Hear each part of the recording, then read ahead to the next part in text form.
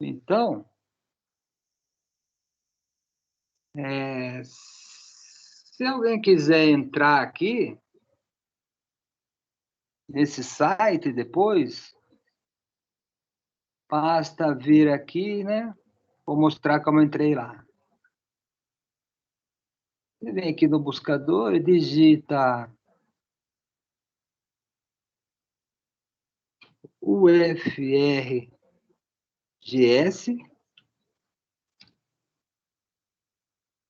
na PEAD.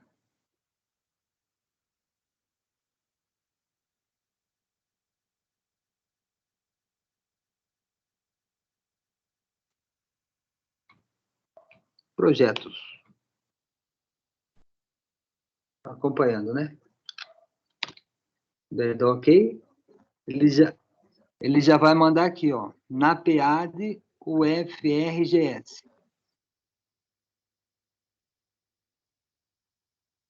A hora que você sair nessa página, você entra em portfólio. Portfólio. Daí aqui, buscar projetos, pode colocar alimentos.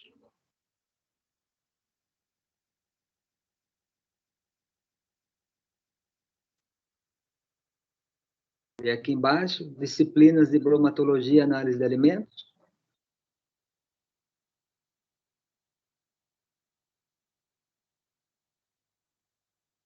Muitas vezes ele vem bloqueado, daí você põe permitir uma vez. Daí, a hora que a gente cai aqui nesse mapa conceitual da composição centesimal, o que mais a gente nota? Por exemplo, voltando à aula 1, umidade. Com relação à umidade, a gente lembra o que foi feito através de perda por dessecação. Na hora que você clica aqui, aparece o método. Como foi feita a perda por dessecação? A secagem em estufa é o método mais utilizado. Utilizado 105 graus, né? Método barato e simples, necessita de uma estufa,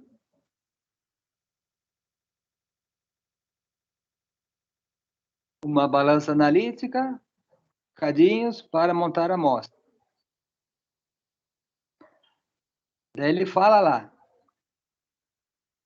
que também pode, normalmente utilizamos estufa, mas também pode-se utilizar uma estufa a vácuo. Se você tiver essa estufa a vácuo, você pode, em vez de trabalhar a 100 graus, pode trabalhar a 70 graus. Daí aqui ele tem, inclusive, um vídeo.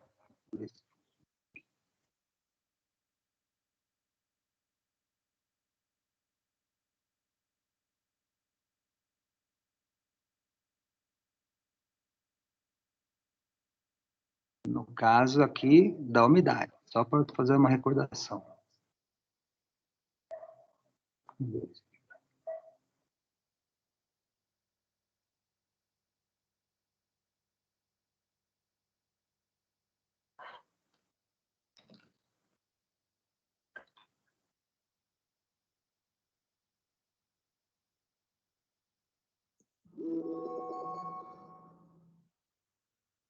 Você vê que são todos os vídeos bem curtos. Para realizar esta análise é necessário uma balança analítica, uma estufa regulada a 105 graus Celsius e um dessecador. Primeiramente, devem ser colocadas as cápsulas na estufa durante no mínimo 2 horas a 105 graus Celsius. Posteriormente, as cápsulas devem ser retiradas da estufa e colocadas no dessecador com o objetivo de atingir a temperatura ambiente.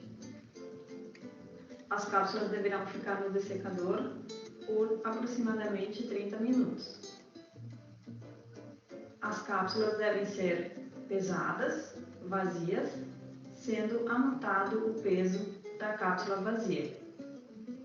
Após anotar o peso da cápsula, deve ser pesada a amostra, anotando também o peso da amostra.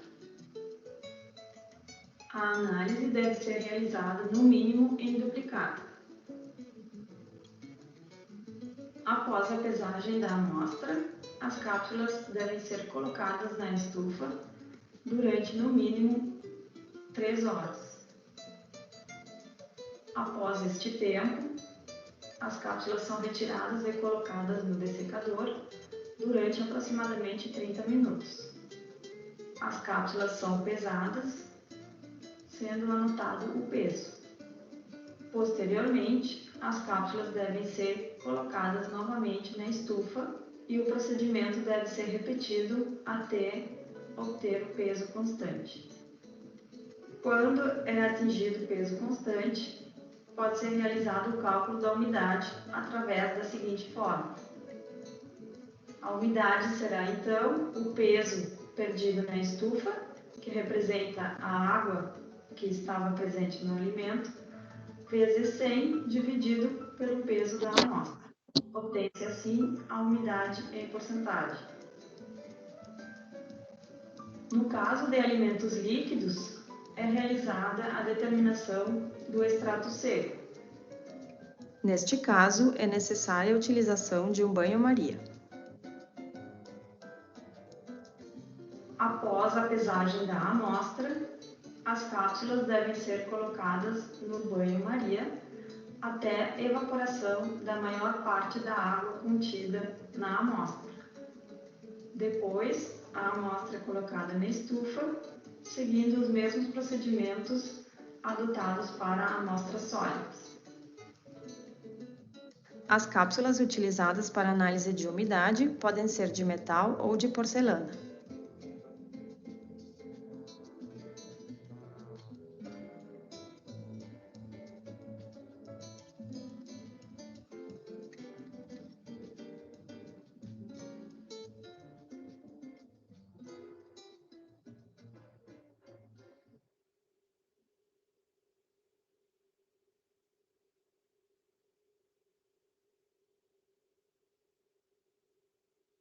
Então, dá para notar o quê?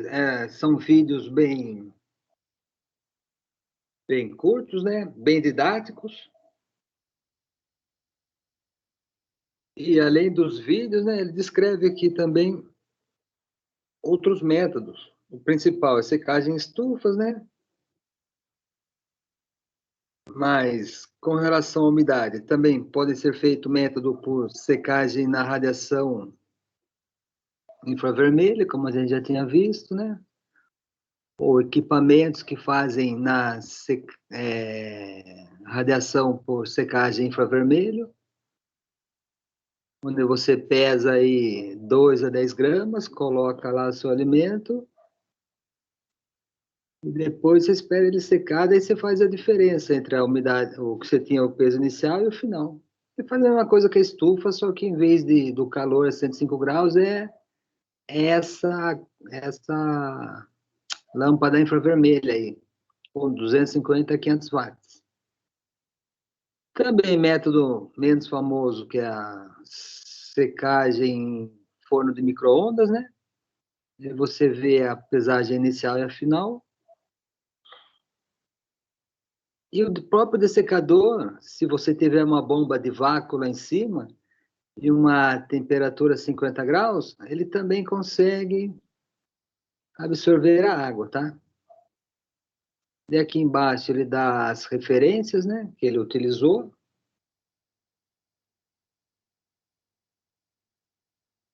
E depois ele fala, além disso, da umidade, da atividade de água, né? Aqui tem o detalhe dos 3 tipos dos 4 métodos que ele abrangeu. De longe, o método por secagem, método por destilação, que é um outro método, calfício, que é um método químico, e também métodos físicos.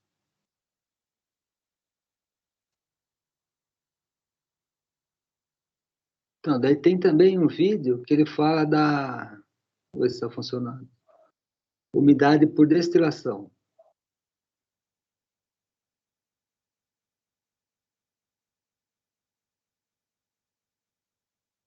Aqui já é uma recordação, tá, gente? Determinação de umidade por destilação. Para realizar esta análise é necessário balança analítica, chapa quente com condensadores adaptados, tubo receptor de vidro ou Stirling. Primeiramente, deve ser realizada a pesagem da amostra. A pesagem é realizada em balão de destilação de fundo chato, com boca esmerilhada. Deve ser anotado o peso da amostra. Posteriormente, são adicionados 75 ml de tolueno.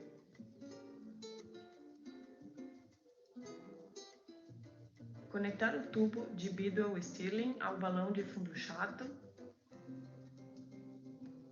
Adicionar tolueno no tubo até o nível do sifão. E levar para a chapa quente.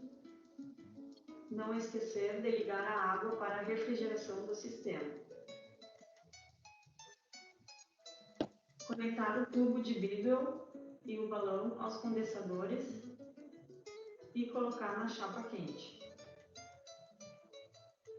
Destilar durante 1 hora aproximadamente,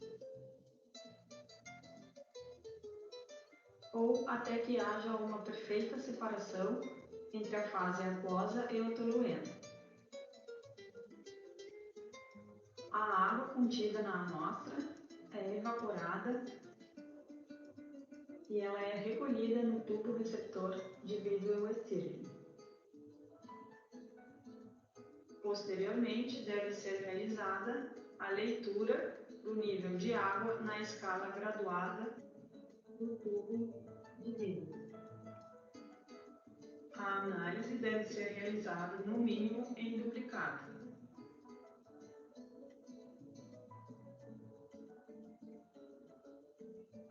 Com o volume de água lido na coluna graduada e o peso da amostra, realiza-se o cálculo da porcentagem de umidade.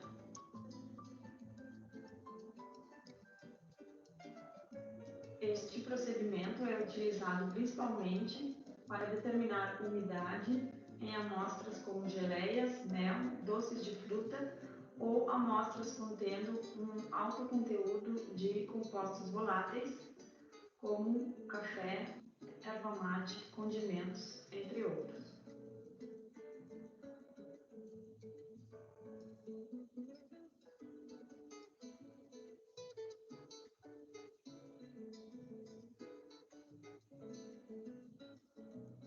Então, essa umidade por destilação aí, né, é recomendada para alguns tipos de alimento, tá? Não é para todos, não.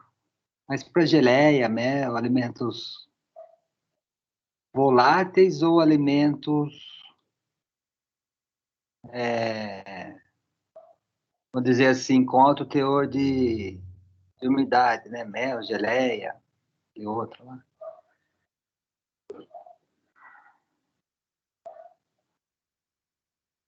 Então, aqui, o que ele segue aqui? A composição centesimal. Composição centesimal, é o que convencionou se chamar a proporção dos grupos de substâncias que aparecem em 100 gramas do alimento, né? Umidade, o voláteis a 105 graus, que a gente acabou de ver. Depois, em seguida, cinzas, o resíduo mineral fixo. Os dois nomes são válidos, né? Lipídios, você pode também chamar de gordura ou extrato etéreo. Proteína bruta, também podem ser chamada de extrato nitrogenado. Carboidrato, a gente viu ontem, né, que tem diversos sinônimos. Carboidrato, glicídios, açúcares, sacarídeos, né? Ozes, tem diversos diversos sinônimos, o que mais tem sinônimos é o carboidratos, né? E, por último, fibras ou substâncias insolúveis. Em resumo, é a partir desta composição centesimal que a gente chega no valor calórico, que foi o que a gente viu na aula de hoje, né? Então, você tem o quê? Você faz a composição centesimal lá, e depois você faz essa conta aqui. A gramas de proteínas que deu o seu alimento, vezes 4, a gramas de carboidrato, vezes 4, e a gramas de gordura, vezes 9. Aí você chega no valor calórico final do seu alimento. Então, voltando lá para o nosso mapa conceitual. Fazer apenas uma pequena recordação, tá?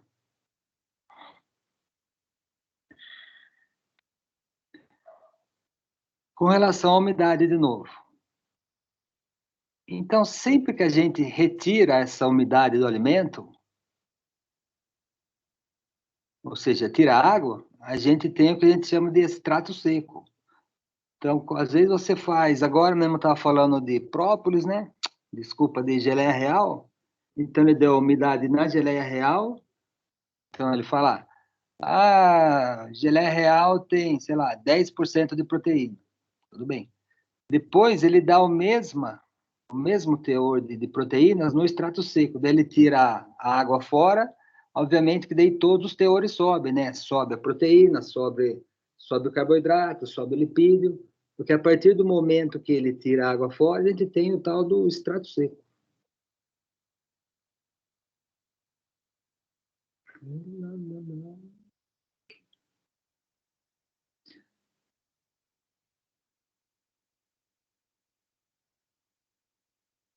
Ainda, com relação à umidade, a gente tinha lá o quê? Quando um alimento tem alto teor de umidade, a deterioração dele é mais rápida. Isso devido ao quê? A essas isotermas, né? Então, levedura, bactéria, mofos, começam a crescer aqui. Por quê? Muita água, tá vendo? Pouca água, você tem oxidação lipídica alta, mas não tem o crescimento de micro-organismos. Então, a principal relação da água é o quê? Relacionada à deterioração do seu alimento. Tá lá. Tá? A atividade de água, não sei se vocês lembram, mas a gente também passou alguma coisa lá sobre atividade, né? E para fazer a quantidade da atividade, a atividade de água é conhecida como AW, tá? AW. Existem esses aparelhos aqui, ó. Você coloca uma amostra do alimento aqui, e ele vai medir a quantidade de água disponível, ou seja, às vezes o alimento tem água, mas a água é pouco disponível. Por exemplo, geleia, mel, porque é um alimento muito doce, ele segura essa água. Daí, não, esse alimento não é... Normalmente, alimentos doces não são degradados facilmente, embora eles tenham bastante água. Tem água, mas essa água não é disponível. Por quê? Porque a atividade de água dela é baixa. Então, essa escala vai de 0 a 1, tá? Atividade de água. Sendo que água pura vai ter atividade de água 1, e quanto menor, quanto mais próximo de 0, significa o quê? Que menor a nossa atividade de água. E o alimento mais dificilmente vai ser deteriorado.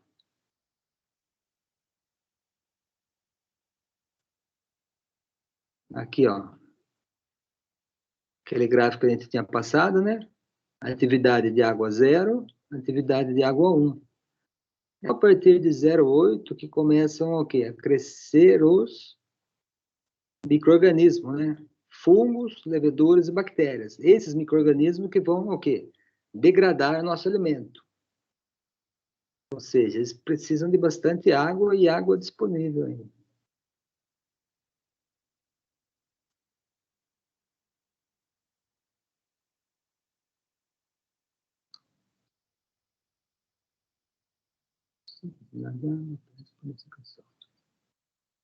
Então, essa foi a pequena revisãozinha da atividade de água, tá? Da umidade.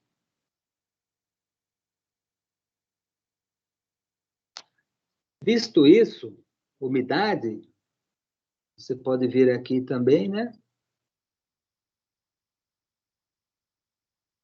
E aqui ele vai estar explicando o que é umidade. Umidade, teor de água, tal, tal, tal. Aqui ele tem uma definição, tá?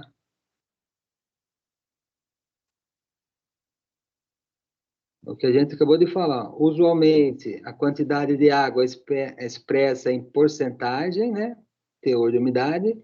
Porém, este valor não fornece informação de como essa água está distribuída no alimento. Ou seja, se é uma água disponível ou não disponível. Se a água é disponível ou não, a gente dosa isso daí por atividade de água. Sendo assim, às vezes alimento com o mesmo conteúdo de água, mas diferente atividade de água, possui um tempo de prateleira, né? Vida de prateleira ou vida útil diferente. Aí entra no conceito que a gente já acabou de ver aí, que é a atividade de água. E lembrando que a atividade de água é medida por esse aparelhinho aqui. Coloca a amostra ali, ele já vai dar a sua atividade de água.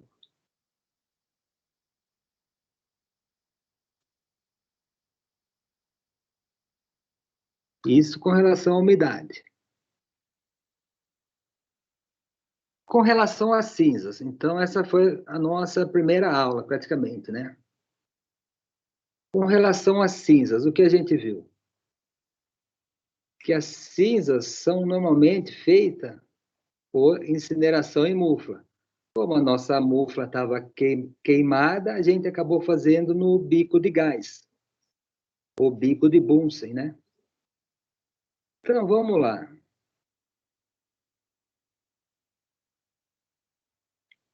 Só uma pequena recordação, tá? Depois, qualquer coisa, vocês entram aqui nesse site. Inclusive, tem, além dos vídeos, ainda tem um quiz lá, que são algumas perguntas e tal. A cinza é constituída por macroelementos, que são elementos que a gente tem que ingerir mais de 100 miligramas por dia. Potássio, sódio, cálcio, fósforo, enxofre, cloro e magnésio. Por microelementos, que a gente pode ingerir menos de 100 miligramas por dia, alumínio, ferro, cobre, manganês e zinco. Além disso, tem elementos traços, quantidade muito poucas. Iodo, flúor, né? O ferro era micro. Flúor, cromo, cobalto. E, além disso, ele não fala aqui, mas tem alguns elementos tóxicos, né? Que é o chumbo, alguns, tem uns 3 ou 4, berílio, né? Tinha 3 ou 4 ali que eram minerais tóxicos.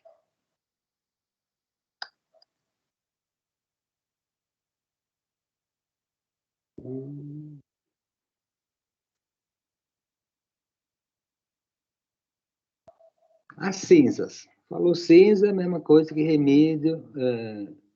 resíduo mineral fixo.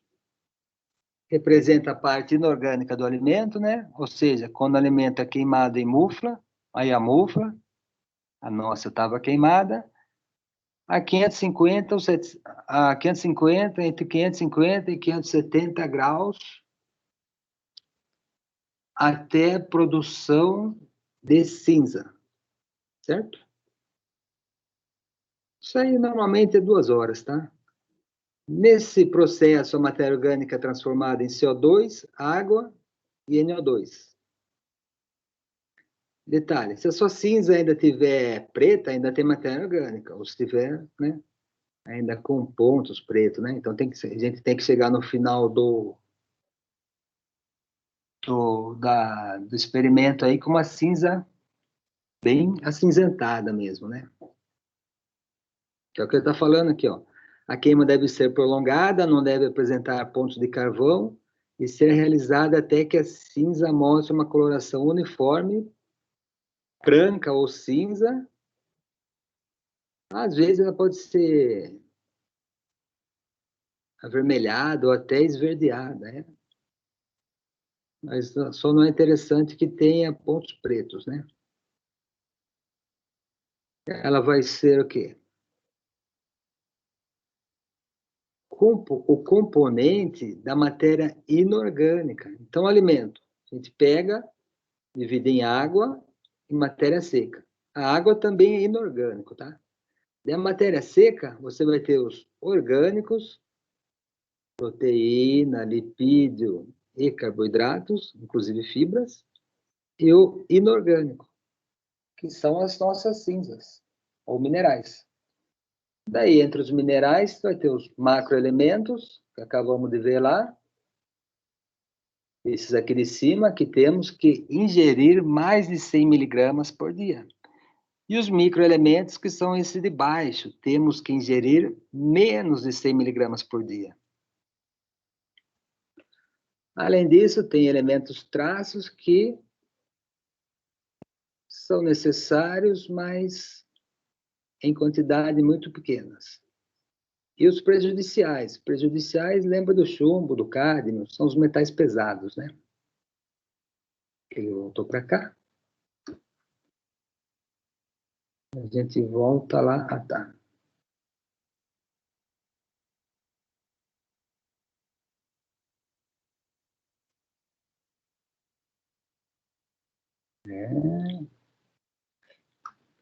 Então, já entrando na determinação.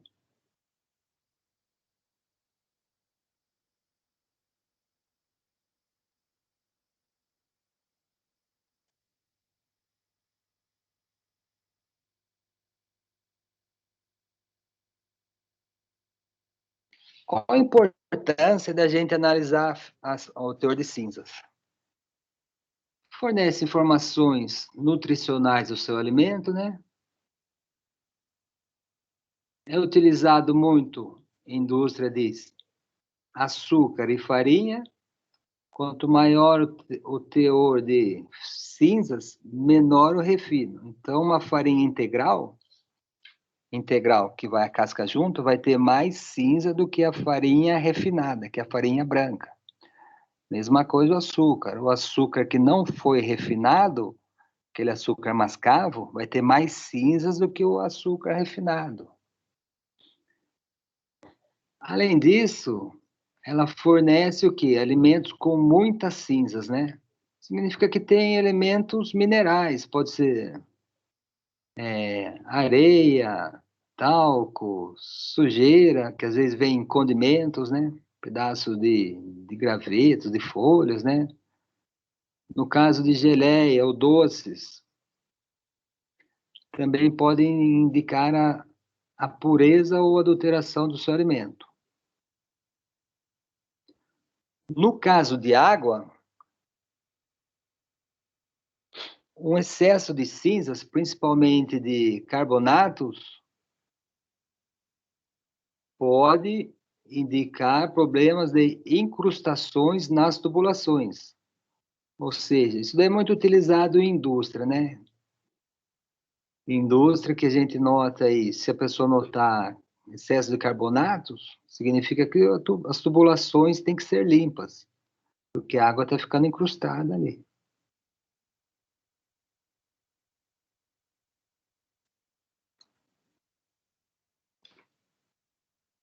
Daí agora, só lembrando das cinzas, pequena recordação. Aqui ele descreve todo o procedimento. Então, pega o cadinho, Para cinzas tem que ser cadinho de porcelana, né? Não pode ser cadinho de alumínio.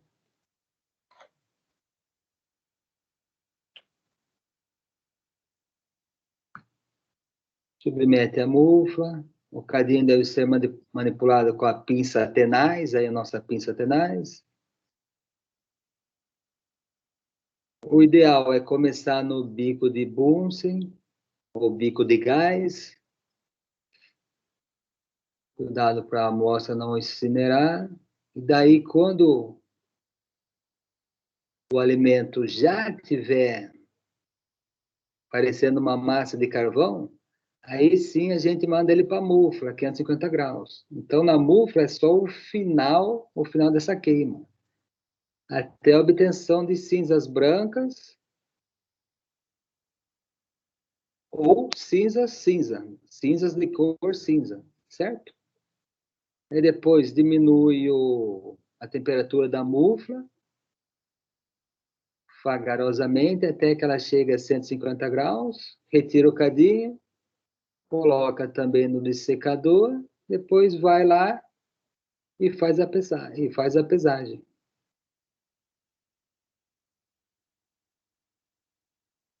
Esse é o método mais usual. Porém, para alimento líquido, esse procedimento não é indicado, porque se você pega o seu alimento, coloca ele no cadinho e leva ele para o bico de Bunsen, vamos supor um alimento líquido aí, o que ele vai fazer? Ele vai ferver, vai cair para fora, não é isso? Então, no caso do alimento líquido, a gente faz aquilo ali, só que antes disso faz o quê? Pega o seu alimento líquido, né? Pode ser a 5 gramas de amostra e coloca ele primeiro no banho-maria. No banho-maria, o que acontece? Você vai aumentando a temperatura aos poucos e com isso o alimento não vai ferver. Então, você deixa lá 60, 70, 80 graus até o banho-maria aquecer. Aqueceu, você daí parte para a segunda etapa. Primeiro bico de Bunsen, depois, depois aquecimento e coloca ele na mufla. Então, alimentos líquidos, primeiro aquece em banho-maria.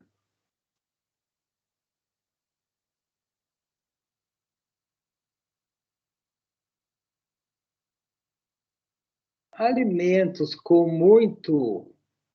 muita gordura ou muito açúcar, o certo mesmo é fazer o quê? Misturar esse alimento com areia.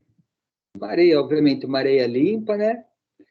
Uma areia calcinada, que você pega a areia, 5 gramas dela, coloca no cadinho, coloca na estufa, né? E em seguida na mufla, para queimar bem. Você tem uma areia pura. Daí você trabalha com 3 gramas da areia calcinada, no cadinho, desculpa, 3 gramas da areia, mistura com 5 gramas da amostra, faz com que essa areia vai fazer com que a amostra fique...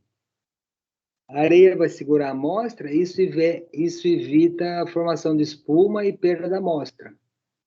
Depois, isso é para alimento muito açucarado, né? Daí você depois continua lá os procedimentos, volta lá para cima. Aquece buco de Bunsen, tem uma massa, coloca na mufla, até a cinza ficar branca. Aí repete tudo isso aí de novo. Então, esse é o procedimento para cinza. Procedimento padrão, no líquido você coloca ele no banho-maria, alimento com muita gordura e muito açúcar, você coloca 3 gramas de areia calcinada junto. E depois você faz aquele cálculo, né? Peso da cinza vezes 100 dividido pelo peso da amostra. Você já vai ter em porcentagem. Ou você faz uma regrinha de 3 ali. Então, isso é só uma recordação. Já fizemos essa aula prática.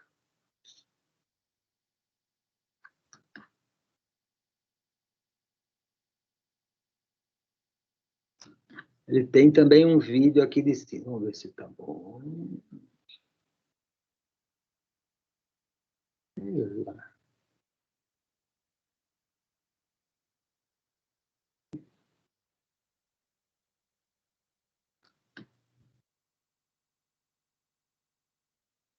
Um minuto só. Aqui. Aqui é tudo vídeo curto, viu? 3 minutos.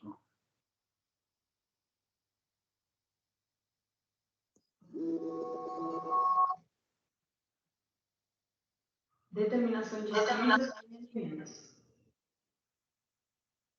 Para realizar essa análise, você precisará dos seguintes equipamentos: uma balança analítica, mufla, bico de Bunsen com suporte triangular para cadinho, dessecador. Para realizar a análise de cinzas, você deve colocar primeiramente os cadinhos de cinzas na mufla para serem incinerados a 550 graus.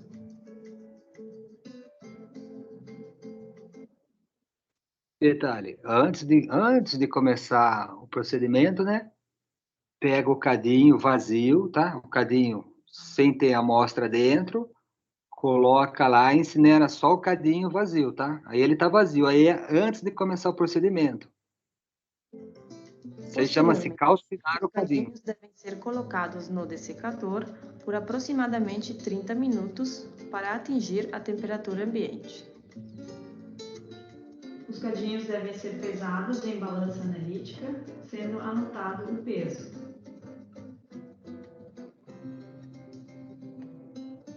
Coloca-se a amostra no cadinho, anotando-se o peso da amostra. Antes de colocar a amostra na mufla, deve ser realizada a incineração em bico de Bunsen. O objetivo da incineração no bico de Bunsen é a queima da maior parte da matéria orgânica contida na amostra. Ao iniciar a incineração, sairá bastante fumaça da amostra. Deve-se proceder à incineração até obter uma massa de carvão. Tenha cuidado para que a amostra não pegue fogo.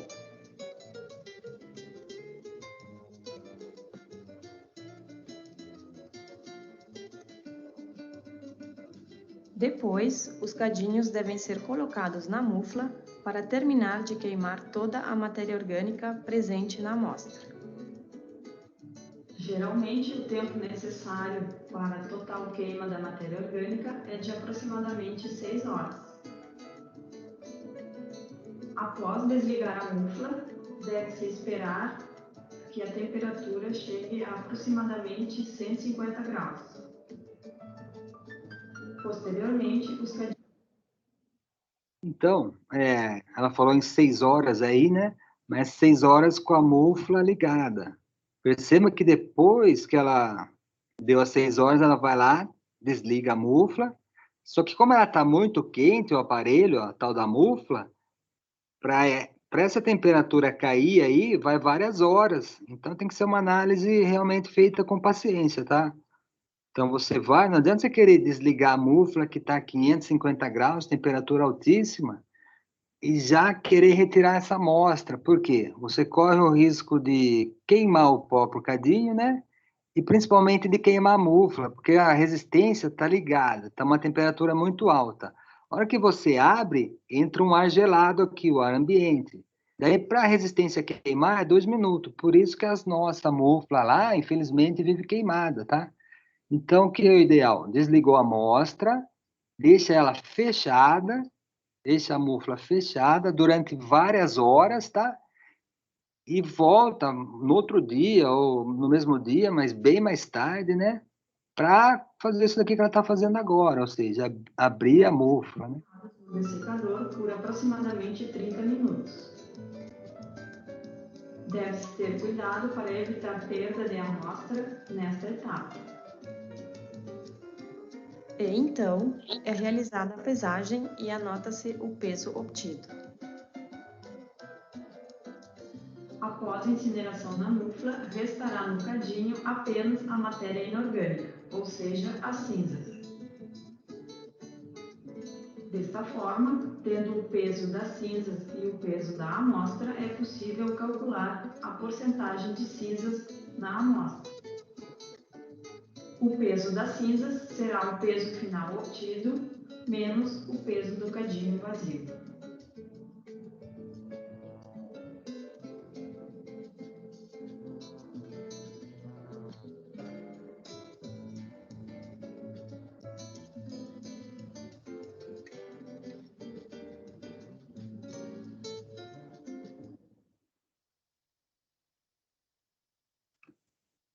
Então, essa foi a cinzas, né?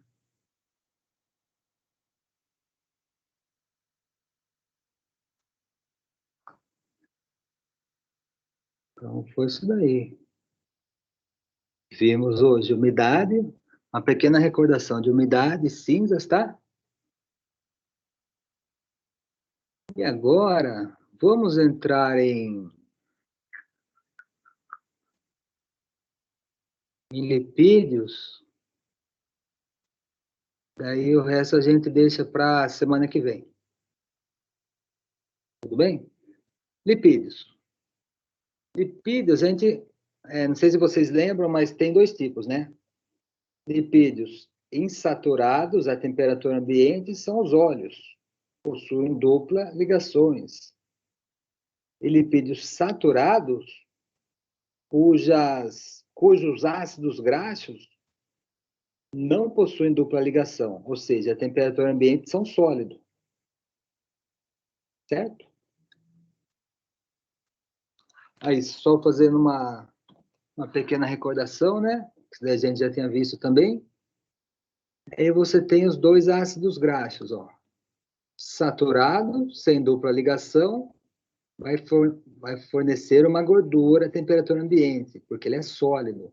Quanto mais insaturado, né? Aqui já tem uma dupla, mas pode ter duas ou três duplas. A temperatura ambiente vai ser óleo. Um exemplo aqui são os óleos vegetais, tem muito insaturado. E exemplo de saturado é carne bovina, gema do ovo, né? Folhas de palmeiras, temperatura ambiente são sólidos. Eita. Lipídios, pode ser com lipídios, pode ser com I, pode ser com E, também tá certo, tá? Lipídios, ou gorduras, né? Ou extrato etéreo. Para bromatologia, aí, às vezes a gente usa extrato etéreo, tá bom? Tudo sinônimo. Lipídios, gorduras, óleos, né? São sinônimos, tá? Extrato etéreo.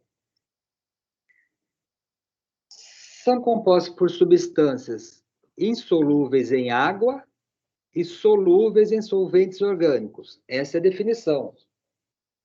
Então, lipídios são compostos encontrados nos organismos vivos, insolúveis em águas e solúveis em solventes orgânicos, como éter etílico, éter de petróleo, acetona, cloroformo, benzeno e álcool. São compostos formados por CHIO, né? Carbono, hidrogênio e oxigênio, ou seja, moléculas orgânicas, mas também podem possuir fósforo, nitrogênio, enxofre, tá bom? O que tem maior quantidade? Hidrogênio. Por quê? Porque a fórmula da água é H2O, ou seja, para cada molécula de oxigênio vai ter duas de hidrogênio, né? Então, o elemento químico que mais tem é hidrogênio. Lembrando que compostos orgânicos, então quando você fala química orgânica, a pessoa tem uma matéria que se chama química orgânica. Vai estudar os compostos que possuem carbono, hidrogênio e oxigênio. Lipídios, carboidrato e proteínas. Química inorgânica. Na química inorgânica, você não estuda isso daqui, ó. Não estuda os hidratos de carbono. Certo? Daí os lipídios podem ser classificados em lipídios simples, que possuem praticamente... Aqui, o que é isso? Lembra lá. Os ácidos graxos, né? Ácidos graxos ou ácidos carboxílicos, ligado a uma molécula de glicerol. Por isso que era um triglicerídeo, ou triacilglicerol. Então, são 3 moléculas de ácidos graxos ligadas ao quê? Ao álcool. Glicerol é um álcool, né? Então, um álcool mais 3 ácidos carboxílicos, né? Por isso que é triglicerídeos, ou triacilglicerol, mesma coisa, tá? Sempre que você produz ele, você libera água. Já vimos isso. Síntese por desidratação. Então, daqui para cá, da esquerda para a direita, aqui eles estavam separados. O álcool dos ácidos graxos. Então, da esquerda para a direita, a gente produziu o triglicerídeo. Síntese por desidratação. Levou água. E se você quiser quebrar isso aqui, seria da direita para a esquerda. Daí é o quê? Hidrólise. Daí você consome água para quebrar. Por isso que se chama hidro de água, lise de quebra. Hidrólise. Então, síntese por desidratação, da esquerda para a direita, hidrólise da direita para a esquerda. Além, esse aqui é um lipídio simples, tá? Além do simples, tem os compostos, que vai ter fosfolipídio, possui molécula de fósforo. Glicolipídio, possui molécula de glicose. Esteroides, outro tipo de lipídio que não tem só isso daqui, só ácido carboxílico e glicerol. Tem outras coisas por meio. Certo? Esse aqui é o mesmo, né? Sabia? E também, como a gente acabou de ver, você tem os saturados, gordura a temperatura ambiente, e os insaturados, óleo a temperatura ambiente. Como é feita a análise? A gente já tinha visto lá que tinha vários métodos, né? Vários métodos. O mais utilizado era o de Soxhlet. Então, Soxhlet era o método número 1.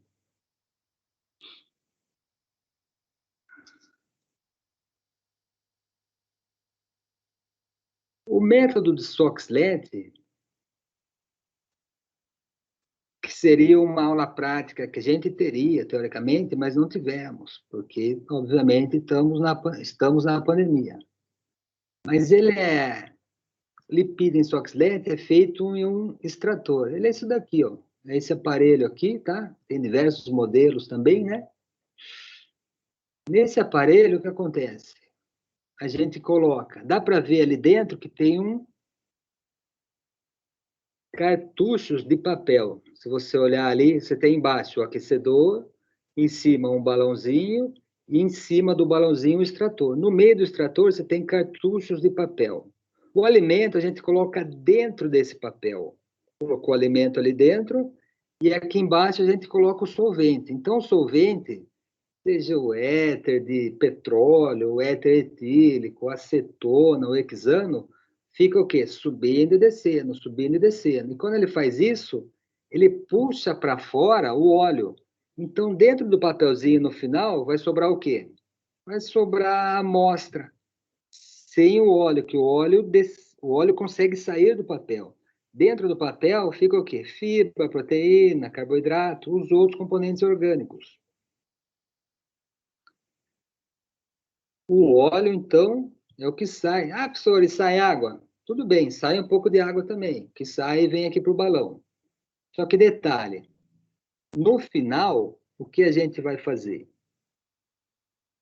Vai ter uma mistura aqui embaixo, no balãozinho lá embaixo, uma mistura do solvente com o óleo.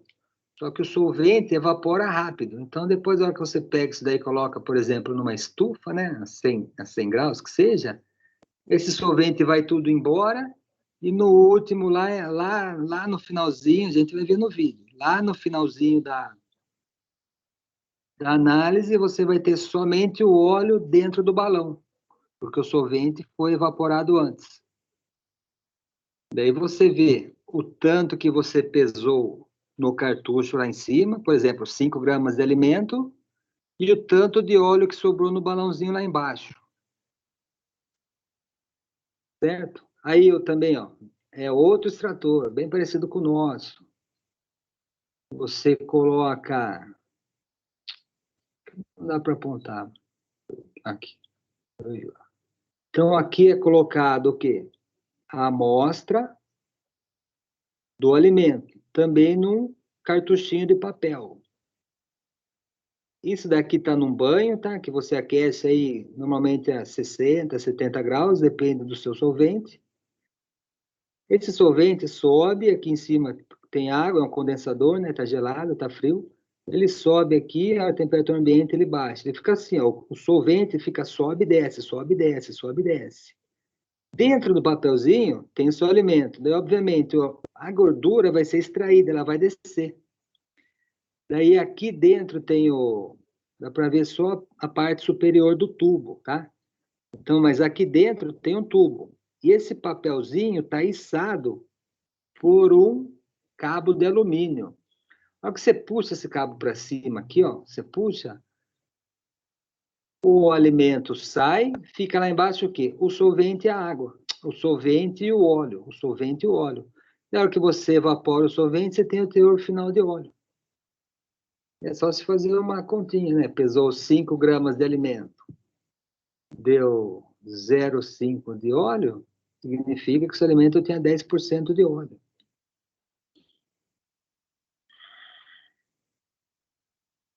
Então, aqui em resumo, como é feito, ó.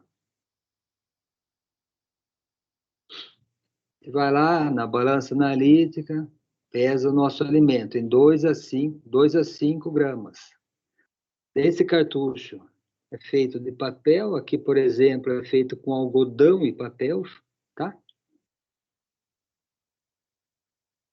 Pega ele com uma pinça e coloca na estufa 105 graus. Depois pega um balãozinho com a boca esmerilhada, vai colocar lá embaixo, né? E coloca no extrator de Soxhlet. Então, aqui é colocado o quê? O alimento, dentro do cartucho de papel. Tem diversos modelos também, você pode trabalhar só com papel de filtro, esse é de algodão, né? Conecta aqui, ó.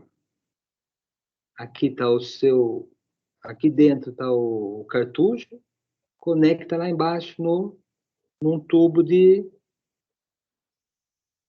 num tubo. Um frasco. Daí, conecta tudo isso daí no... Cadê? Vai lá. Vai lá. Num condensador. Peraí que voltou.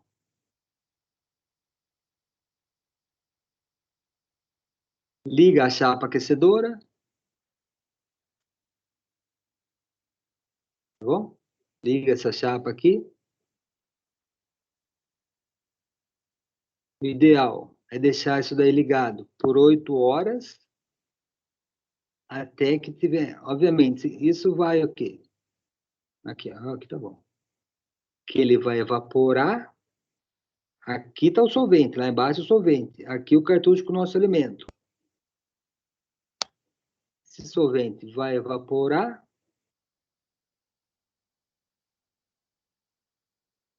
Chega aqui em cima, ele condensa. Ele retorna, daí ele pinga. Pinga aqui. Na hora que ele estiver tendo umas 4, ele fala ali, 4 gotas ou 5 gotas por segundo, você mantém isso daí por longo período. Chega no final, retira-se o balãozinho e coloca na estufa a 105 graus. Daí você evapora, termina de evaporar o solvente, uma parte já pode evaporar ali no frasco, por quê? Porque a 100 graus a gordura, o óleo não vai evaporar, certo? Então, chega no final, você vai ter o quê? Um teorzinho de óleo aí que você coloca no dessecador.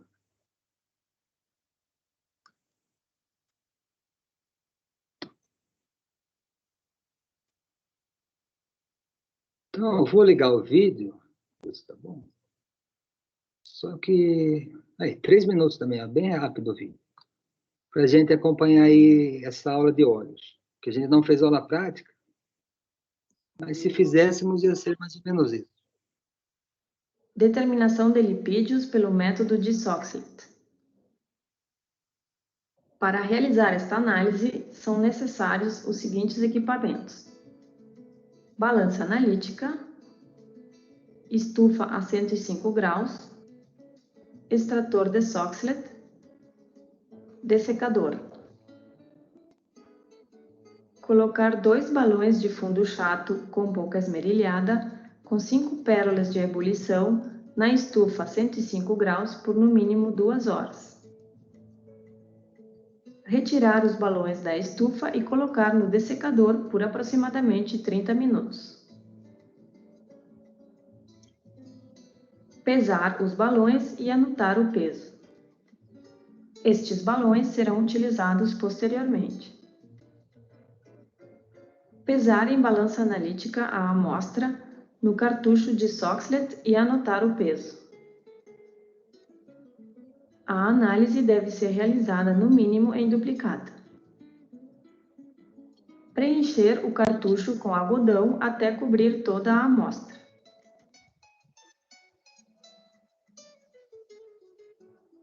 Colocar os cartuchos na estufa a 105 graus por 2 horas. Esta etapa é realizada para retirar a água contida na amostra. É necessário retirar a água contida na amostra para facilitar a extração das gorduras.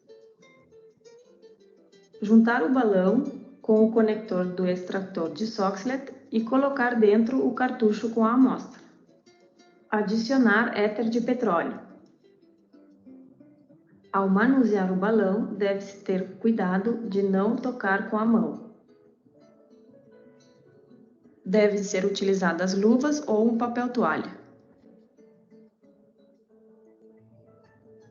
Conectar o conjunto ao condensador do extrator de Soxhlet. Ligar a chapa aquecedora. Não esqueça de ligar a água do condensador. Manter em aquecimento por 6 a 8 horas após o início da fervura. Após o término, remover por destilação a maior parte do éter e colocar o balão na estufa a 105 graus. Na estufa irá evaporar após o início da fervura. Ligar a chapa aquecedora. Não esqueça de ligar a água. Então é o que eu falei, ele aquece lá embaixo, esse solvente sobe, ele fica lavando aqui. O solvente vai lavando o seu alimento e puxando a gordura, consegue extrair a gordura que ela cai ali para baixo. Por 6 No a final, 8 a gordura horas vai estar aqui após nesse o início balão. da fervura. Após o término, remover por destilação a maior parte do éter e colocar o balão na estufa a 105 graus. Na estufa irá evaporar o éter de petróleo que tenha ficado no balão. Posteriormente, tirar o balão da estufa e colocar em dessecador por aproximadamente 30 minutos. Pesar o balão e anotar o... Aí dá para ver aqui no fundo, ó, ficou só a gordura, porque ele colocou na estufa, tanto o solvente como a água ele já tinha evaporado previamente lá na estufa, que ele deixou 2 horas antes. Daí, na segunda vez que ele colocou na estufa, o resto de solvente evaporou. Daí, se você olhar aqui no fundo, dá para ver um teorzinho de óleo aí, é pouca coisa mesmo.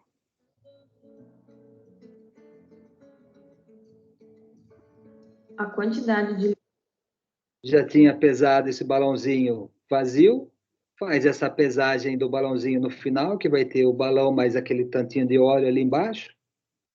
E aí você já tem, ó, o óleo daqui embaixo.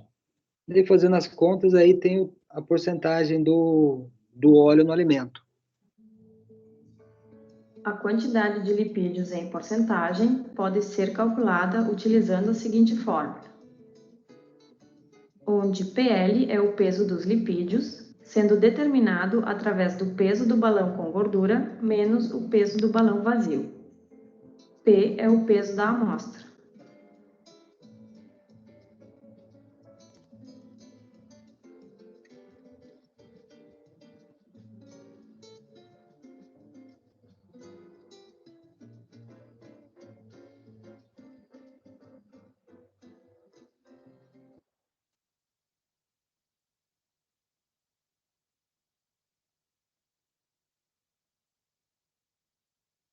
Então, essa parte de lipídios.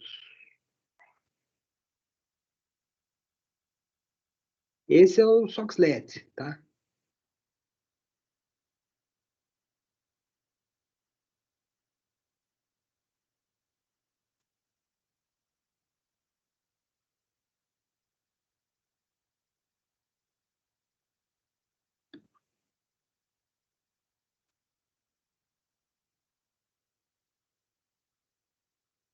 Tem o Goldfish também. Além disso, tem... Esses aí são métodos quentes, obviamente, que estamos esquentando tudo lá. Além disso, tem método a frio. O método a frio, qual é a diferença? A diferença é o solvente que é utilizado. Ó. Utiliza clorofórmio, metanol e água. Na proporção 1:2:0,8 ou 2:2:1,8. Quais as vantagens de trabalhar frio?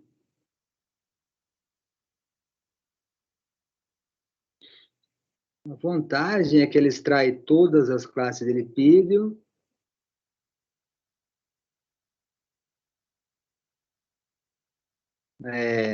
Quando você trabalha a quente, às vezes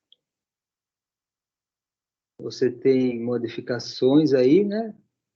Você pode aí trabalhar com produto de alto teor de umidade, ou seja, você tem que fazer primeiro aquela retirada da água para depois fazer o Soxhlet, que nem ele fez. Já pode aí trabalhar com teores altos de umidade. E não necessita, obviamente, do quê? Do aparelho do Soxhlet. Então, a frio você não precisa ter, às vezes você não tem um aparelho, né, no laboratório, e aí você faz a frio. Aí, ó, o vidinho da extração a frio. Determinação de lipídios em Blick-Dyer. alimentos pelo método de Blick-Dyer. Para realizar esta análise, são necessários os seguintes equipamentos: balança analítica, estufa a 105 graus. Primeiramente, devem ser colocadas 2 cápsulas de porcelana vazias na estufa por no mínimo 2 horas. Retirar as cápsulas e colocar no dessecador por aproximadamente 30 minutos.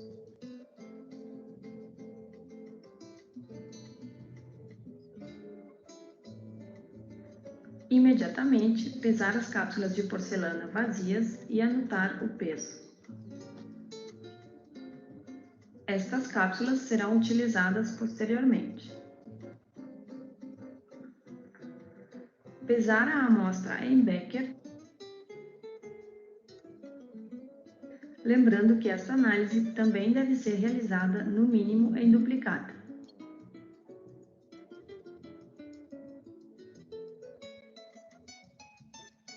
Adicionar exatamente 10 ml de clorofórmio, 20 ml de metanol,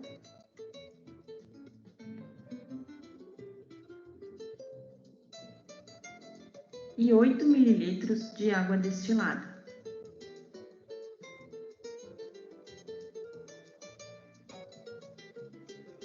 Homogeneize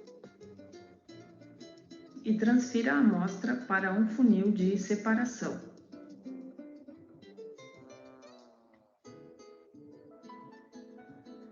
Agitar a cada 3 minutos, lentamente, em movimentos circulares.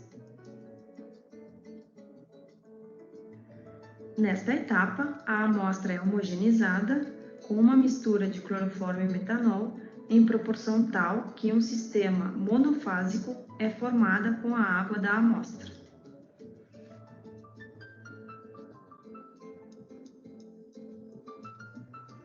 Adicionar exatamente mais 10 ml de clorofórmio.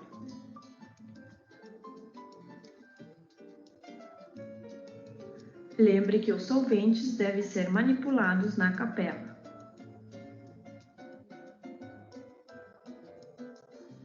Adicionar 10 ml de solução de sulfato de sódio 1,5%. Agitar levemente por 2 minutos em movimentos circulares.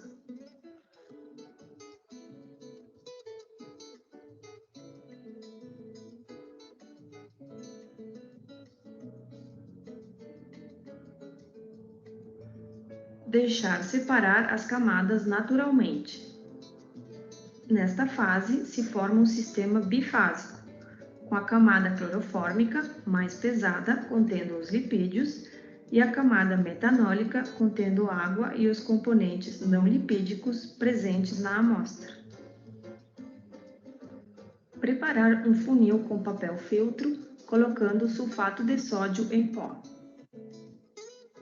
Filtrar a camada contendo o clorofórmio, recebendo o filtrado em um becker. O objetivo de filtrar com o sulfato de sódio é para reter as gotículas de água que podem ter ficado na camada clorofórmica.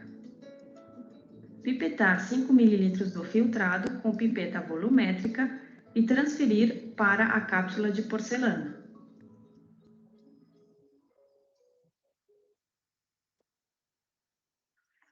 Colocar as cápsulas na estufa. Na estufa, o clorofórmio irá evaporar, deixando na cápsula somente os lipídios. Após a evaporação do solvente, tirar as cápsulas da estufa e colocar no dessecador por aproximadamente 30 minutos. Pesar as cápsulas em balança analítica e anotar o peso.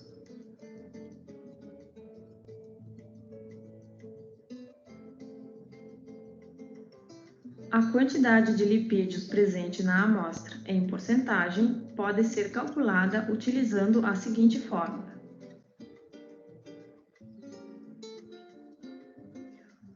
O peso dos lipídios contidos na cápsula é determinado através do peso final da cápsula menos o peso da cápsula vazia. Como ao todo foram utilizados 20 ml de clorofórmio e somente 5 foram transferidos para a cápsula, deve-se multiplicar por 4.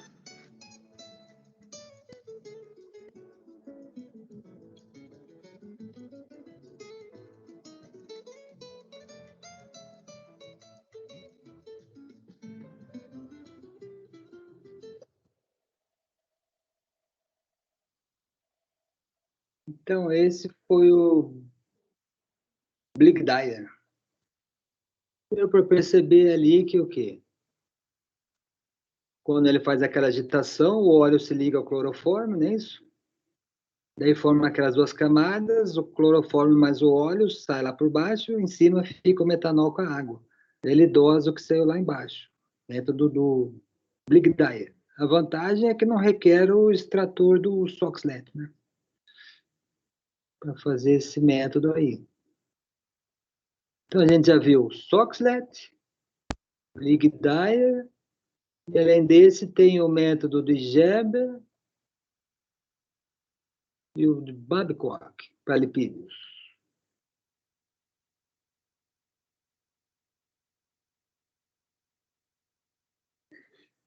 Daí ele descreve o método de Gerber, né? Falou Gerber, é mais utilizado para leite, viu? Leite, produtos lácteos, requeijão, essas coisas.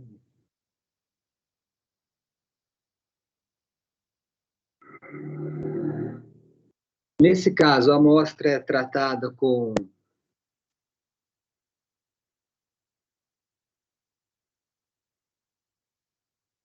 aqui, ó. Método de Gerber.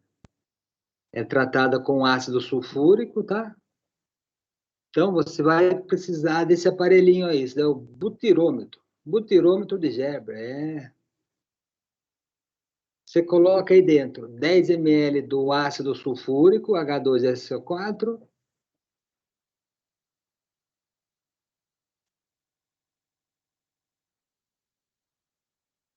Seguido ó, esses 10 ml do ácido sulfúrico, você coloca 11 ml do leite, né? Tomando cuidado para não misturar. E 1 ml de ácido álcool, né? Álcool isoamílico. Agita o butirômetro vagarosamente para que o ácido, que ácido? Sulfúrico aqui, ó, 10 ml, desgira a amostra. Em seguida, coloca esse butirômetro num banho-maria a 60 graus por 10 minutos.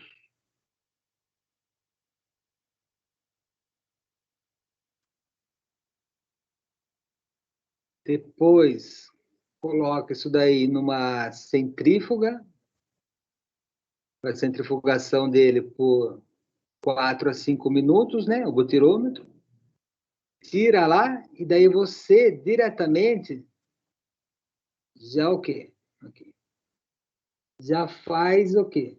Aqui embaixo ficou o leite, o ácido sulfúrico, e já vê aqui a dosagem do óleo, o tanto de óleo que ficou aqui no butirômetro. Certo? Daí aqui você calcula o quê? O teor de óleo da sua amostra. O teor de óleo no leite. É isso aí. Então, ácido sulfúrico mais leite, banho-maria por 5 a 10 minutos, né? Como o óleo, daí você coloca na centrífuga, como o óleo é mais leve, ele sobe. Colocou na centrífuga, o óleo sobe, porque ele é mais leve do que as outras coisas do leite, os outros produtos do leite, não é isso? Os outros componentes do leite. Certo? Esse é o famoso método de Geber. Falou método de Geber, método para leites.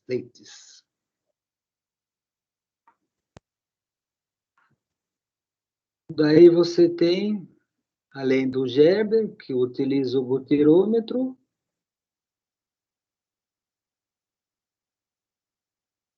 o Babcock.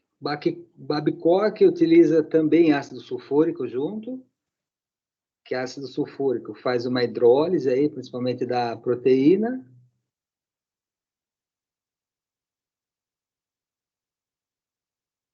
Só que daí, nesse caso, em vez de adicionar aquele álcool isoamílico, ele coloca água.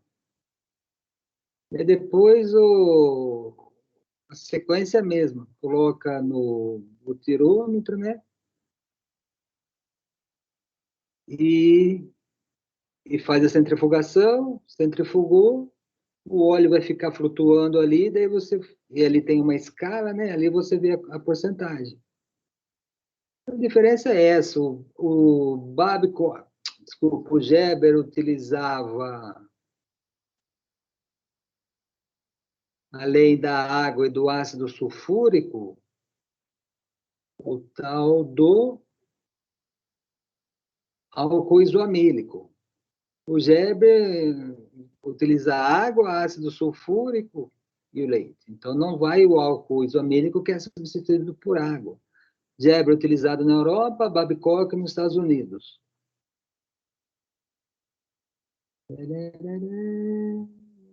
Dá para fazer manteigas também, e assim por diante. E por último, aqui, obviamente, que se utilizou ácido sulfúrico foi uma hidrólise ácida, né? Uma outra opção é utilizar uma hidrólise alcalina, colocar em vez do ácido sulfúrico o hidróxido de sódio, que é uma base. Aí você tem o método de Rose-Gottebel e Mongenier. A amostra é tratada com hidróxido de sódio e álcool, para hidrolisar a ligação da proteína com a gordura, que depois é extraída com éter de petróleo e autoestrito. O álcool precipita a proteína, que é dissolvida na amônia, e a gordura extraída com éter.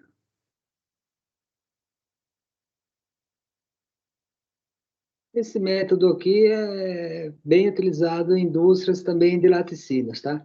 Mas para leite mesmo é o butirômetro lá em cima, tá? Hidrólise ácida, ácido sulfúrico, butirômetro. Mas isso daqui é utilizado aí para indústrias também de indústrias do leite, alcalino. Então, os dois tipos de hidrólise, ou ácida ou alcalina.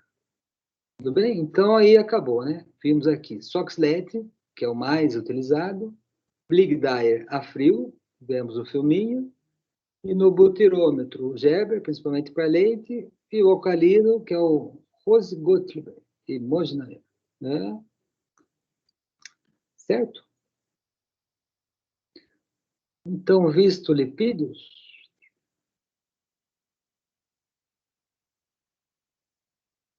terminado de ver lipídio, a gente já viu hoje o quê?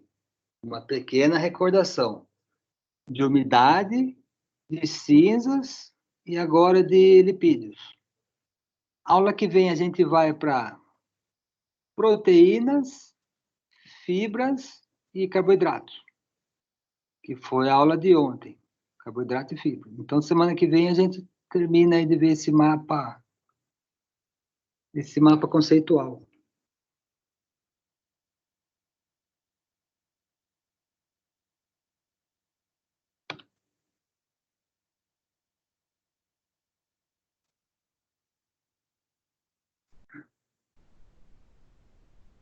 Opa, sem querer desliguei, peraí. Errei. Só barbeiragem.